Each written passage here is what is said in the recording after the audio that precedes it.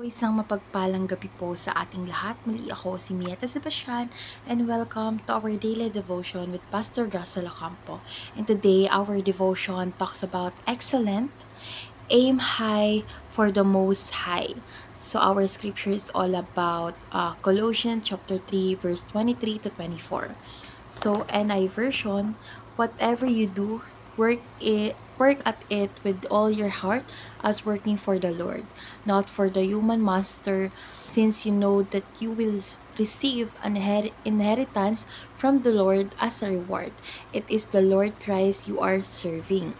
So, sa ASND version naman po, or Tagalog version, ano man ang inyong ginagawa, gawin ninyo ito ng buong puso na parang sa Panginoon kayo naglilingkod at hindi sa tao. Dahil sapagkat alam ninyo na mula sa Panginoon ay tatanggap kayo ng gantimpala. So, ang Panginoong Kristo ang iyong pinaglilingkuran. So, tungkol saan nga ba tong verse na ito? So, yung verse na ito is nagbibigay din sa tamang pananaw sa trabaho at paglilingkod. So, ipinapaalala nito na kahit ang ating pang-araw-araw na gawain ay dapat isagawa ng buong puso, na para bang ginagawa natin ito para sa Diyos, hindi lamang para sa mga tao.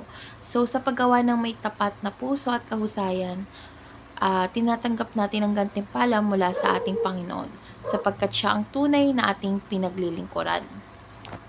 So, dadako na tayo sa ating teaching. So, yung first teaching natin is, this command was directed to slaves. So, noong unang panahong sinulat ito, ang utos ay particular na para sa mga alipin. Ngunit, ito ay mahalaga rin para sa ating lahat ngayon. Kahit sa mga gawaing tila mababa o walang halaga, dapat nating pagsikapan ang pinakamahusay para sa ating Panginoon. So, second is, God values excellence and sincerity. So, sincerity or sincerity, hindi lamang kahusayan ng mahalaga sa ating mahal ng Diyos, kundi pati na rin ang sinseridad ng ating puso sa paggawa. So, ang paggawa ng may buong puso ay nagbibigay kaluguran sa Kanya or pagpapala sa Kanya. So, dapat lahat ng ginagawa natin is dapat pagpapala sa Kanya, pagpupuri sa Kanya. So, last teaching is, God is the boss of all bosses. So, ang Panginoon ang ating tunay na boss. Bagamat tayo ay may mga pinuno sa lupa, ang ating pinakamataas na paglilingkuran or paglilingkod ay para sa ating mahal na Diyos. So, dadako na tayo sa ating application. So, yung first application is sincerity. Work wholeheartedly. So, sa bawat gawain, anuman ang ating ginagawa, magsikap tayong gawin ito ng may buong puso. So, hindi lamang para sa tao, kundi para sa ating mahal na Panginoon. So, second is worship, aim high for the most high. So, ang paggawa natin ng may kahusayan ay isang uri ng pagsamba. Kapag tayo kasi ay nagbibigay ng ating mahusay na paggawa, ito ay kalugod-lugod sa ating mahal na Diyos. So, last application is excellence. Embrace excellence as a lifestyle. So, gawing bahagi ng ating buhay ang kahusayan na sa lahat ng ating ginagawa or lahat ng bagay.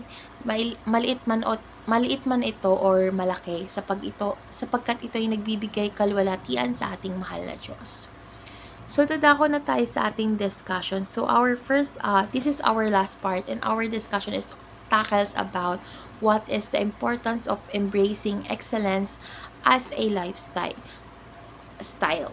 So, para sa akin, ang kahalaga ng embracing excellence bilang bahagi ng ating buhay ay makikita sa kung paano nating ipinapakita ang ating pananampalataya sa Diyos. So, kapag tayo ay namumuhay ng may kausayan, ipinapakita natin na ginagalang natin ang mga biyayang ibinibigay ng Diyos. Pati na rin yung mga pagkakataon at kakayahan na mayroon tayo. So, ang pagiging mahusay sa lahat ng ating ginagawa ay nagiging daan upang ang ating Diyos ay maluwalhati at magpakita tayo ng magandang patotoo sa iba. So, sa ganitong paraan kasi, hindi lamang tayo nagiging mabuting katiwala ng mga ipinagkaloob ng Diyos, kundi nagiging inspirasyon din tayo sa mga nakapaligid sa atin.